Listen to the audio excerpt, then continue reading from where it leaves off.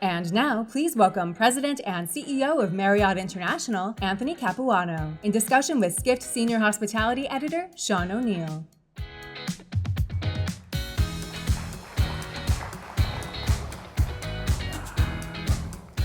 Tony, thank you for doing this.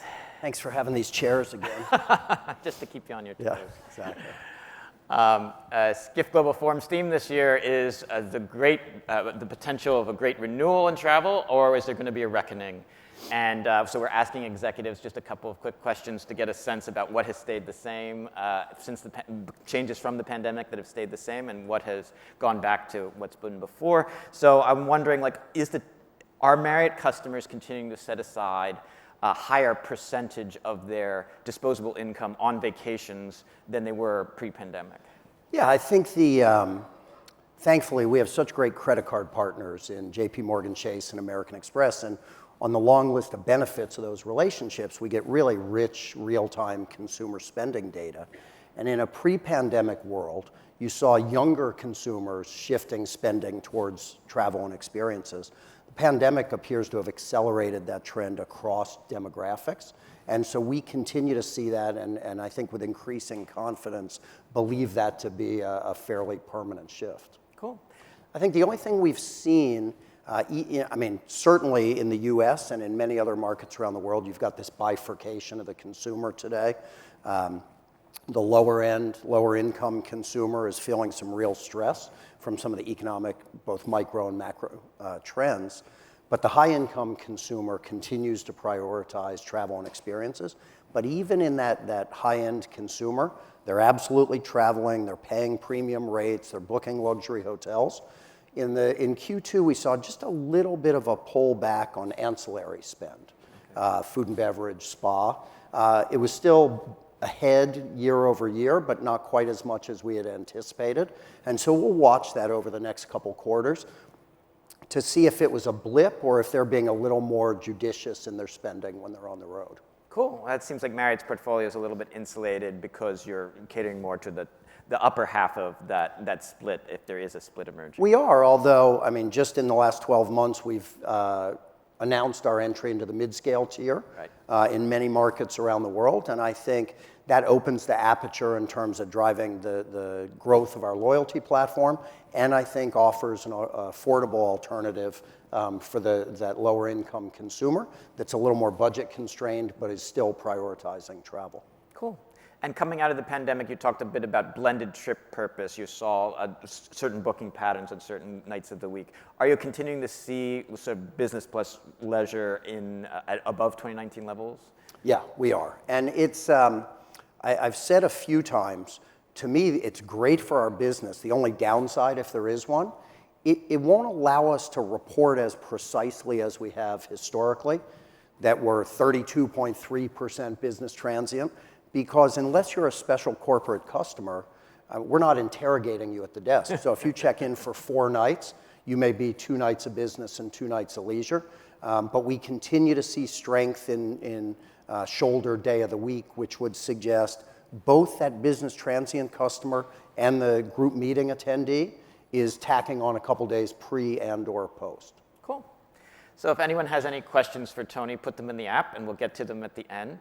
And if you don't have questions for Tony, but you do have an idea of what he should name one of his new affordable mid-scale brands that hasn't been named yet, you can put that in the app, and maybe Tony will like it.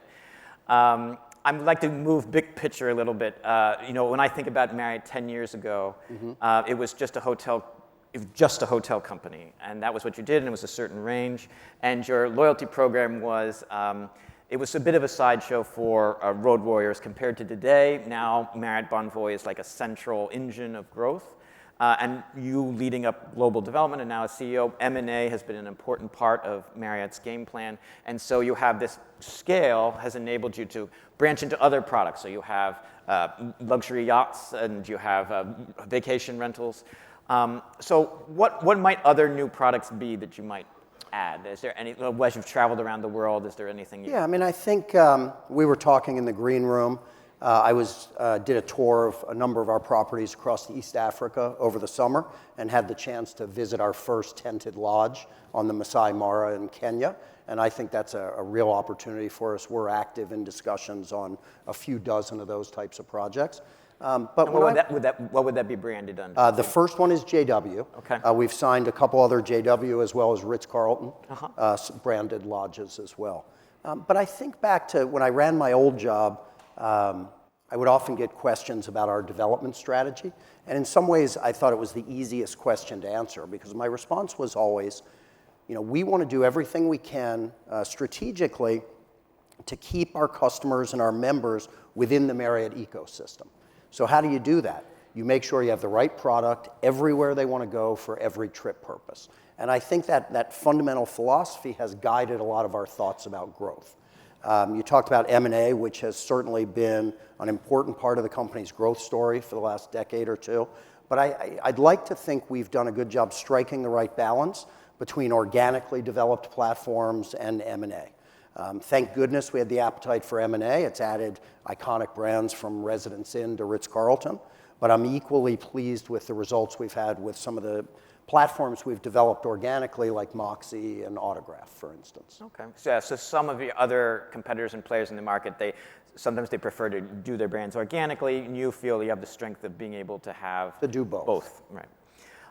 So when I think about scale plus loyalty, I think that offers an opportunity, sort of like a gravitational pull of opportunities you may not have had before. One of them was the MGM Resorts deal. Bill Hornbuckle, who we'll be hearing from on stage, tomorrow. He gives up a call to Marriott. He says, has a conversation about Cosmopolitan, and the next thing you know, you're talking about this deal. So how has the partnership worked out for you? It's early, but I hope you'll hear the same from Bill. I think it's exceeded our expectations, really from almost every facet of the deal.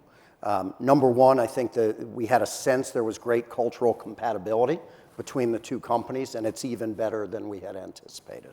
I think there was a strong expectation from both parties that the power of our revenue engines and the reach of the loyalty platform would drive meaningfully more valuable transient bookings.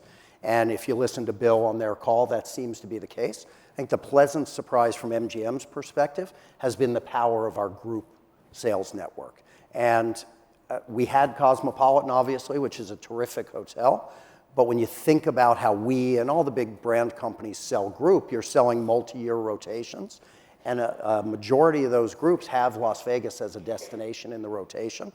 And with the stroke of the pen of that deal, to all of a sudden have 5 million square feet of state-of-the-art meeting space, 500 food and beverage outlets, and the access to entertainment and content that MGM controls, given their respective scale, I think it's been a real win on the group side as well. Cool. You mentioned their assets on the entertainment side. So another component I think it's less appreciated is for your Marriott Bonvoy moments, you offer more than like 20,000 of these moments that are not stays at a hotel, but they're experiences. So we do have a little bit of video of, so what happened at the Bellagio? So we had a Marriott or a Bonvoy Moments experience, and this came from Bill, and we had one of our members who, with his fiance, was able to program the entertainment and the music at the lake at Bellagio, and they had a beautiful dinner sitting lakeside. And I think there may have been a proposal involved. Oh, wow. But these sorts of experiences, whether it's during the Las Vegas Formula One race, our partnership with the NFL, I was at the Emmys Sunday night in Los Angeles, and we had a number of Bonvoy members with us that were able to walk the red carpet. I think those are good indications of where we want to take the loyalty platform. I think most of the big travel companies, when they started in loyalty, it was a very transactional platform. It was intended for the earning and redemption of points for hotel stays. And while that's still a critical pillar of the program, the ability to grow that program and offer these unique experiences, I hope will ultimately evolve the relationship with our members from a more transactional relationship to a more emotional relationship. Yeah, I think it makes sense moving away from just a points-based transactional to sort of customer engagement. It touches their interest. And really at all levels as well. As I tour around the world and I talk with our teams, one of the questions I'll often ask, if somebody comes to the desk and they're not a Bonvoy member and you offer them the chance to enroll, it's not like a credit card that you get approached with at retailers. Why was somebody not sign up? And often the answer you get, particularly for younger or less frequent travelers, is it's going to take me forever to earn enough points for a free stay. It's just not worth it. And so I think even at that level, trying to find partnerships that allow for more immediate gratification, as you will, and that was really the catalyst for the deal we did with Starbucks. So now you've got Starbucks, 40 million members, linking accounts with Bonvoy, and after a single stay, having earned enough points for free coffee. And so I think we'll continue to look to leverage those sorts of partnerships. If you talk to Peggy Rowe, who's our Chief Customer Officer, the phrase she uses, you want the program to be stickier and stickier. And I think these partnerships allow us to achieve that. Yeah, that makes sense, and that echoes what we heard earlier from my colleague Seth Borko of Skift Research when he was talking. We worked in partnership with McKinsey and Company on a report about putting experiential into travel and how the intersections are.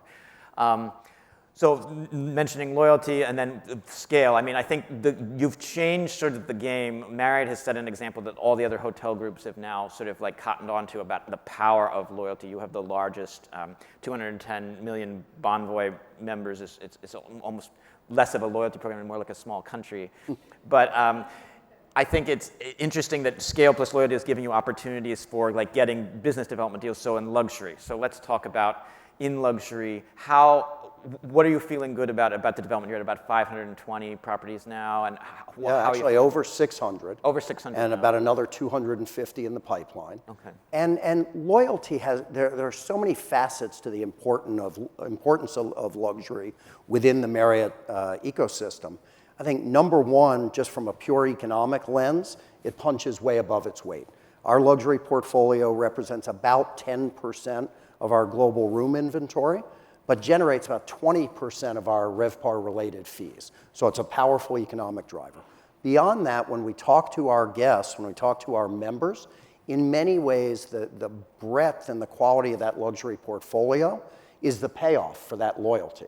You might have a road warrior who's spending 100 nights a year in our select brands, and the payoff is to take their family to the new St. Regis on Longboat Key or the newly renovated Ritz-Carlton Naples, or the soon-to-be St. Regis Pelican Hill.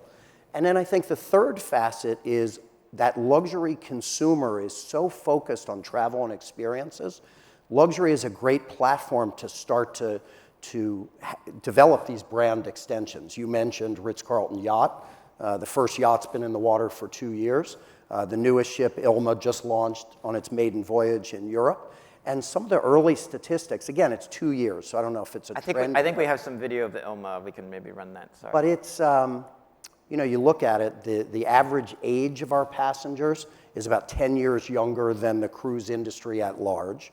About 50% of the passengers we've accommodated to date have never done a cruise or a luxury yacht.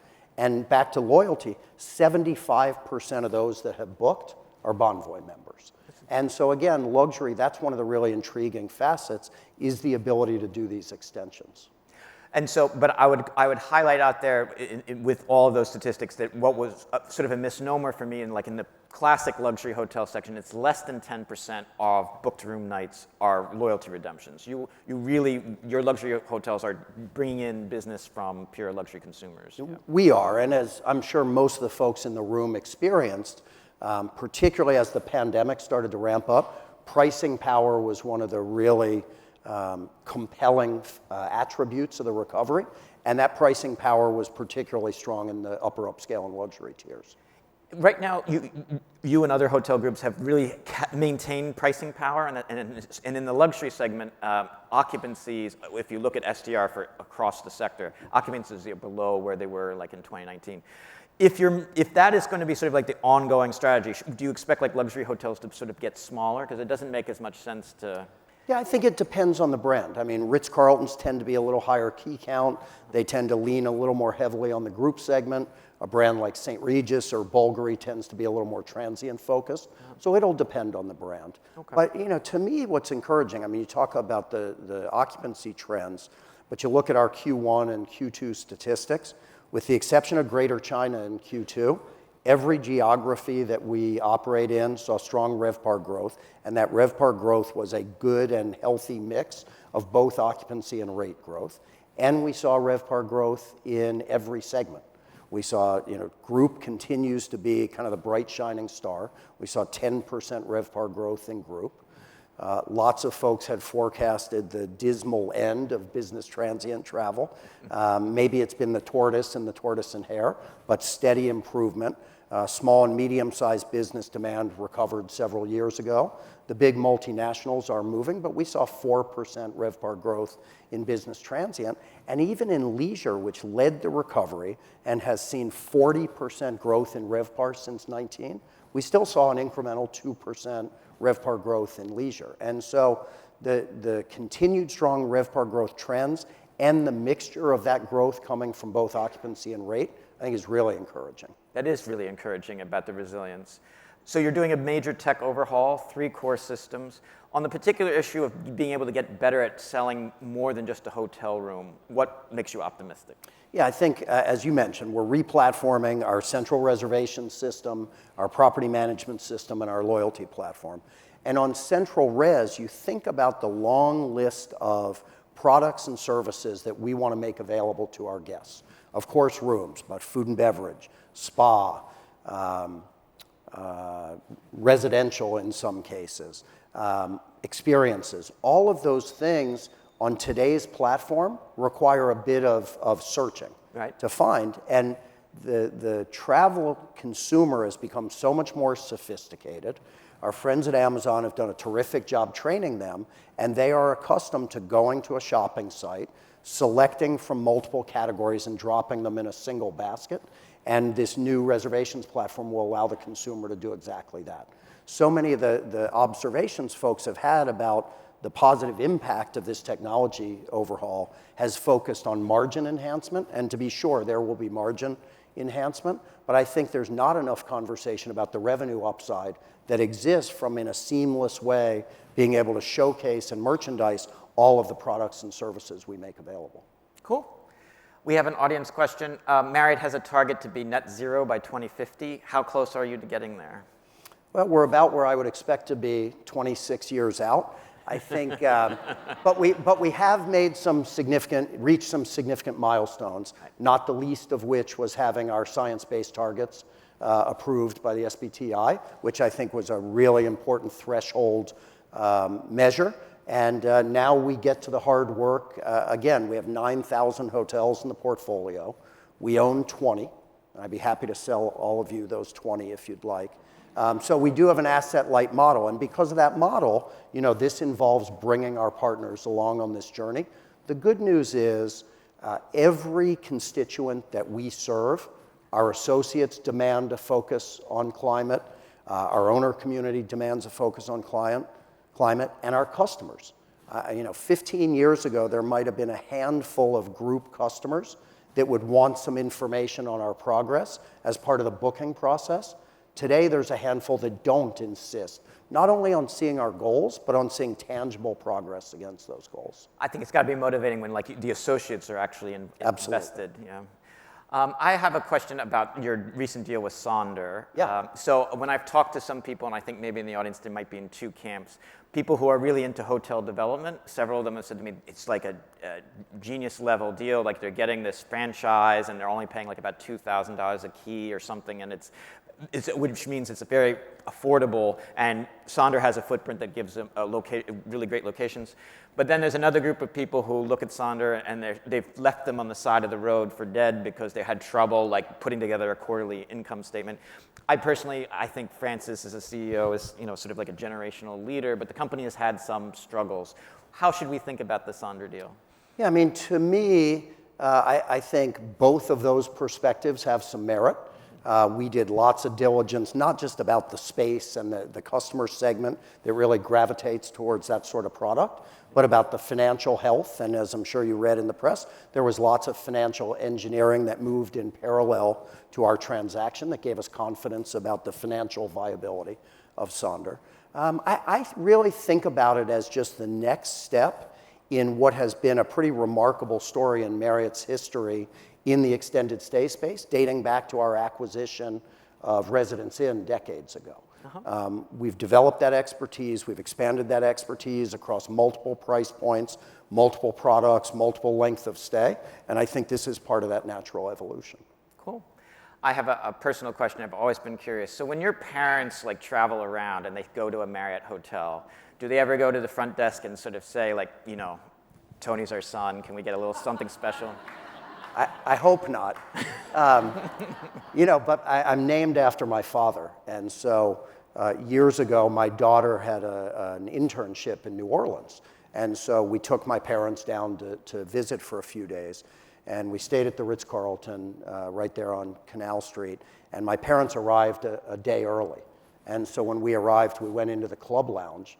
And my dad was sitting there like the king of the world, drinking Sazeracs. And he said, boy, they're so nice to me. And I think maybe they thought he was me. So, but no, they are avid travelers. And we try to get them around to see as much of our product as we can. That's wonderful.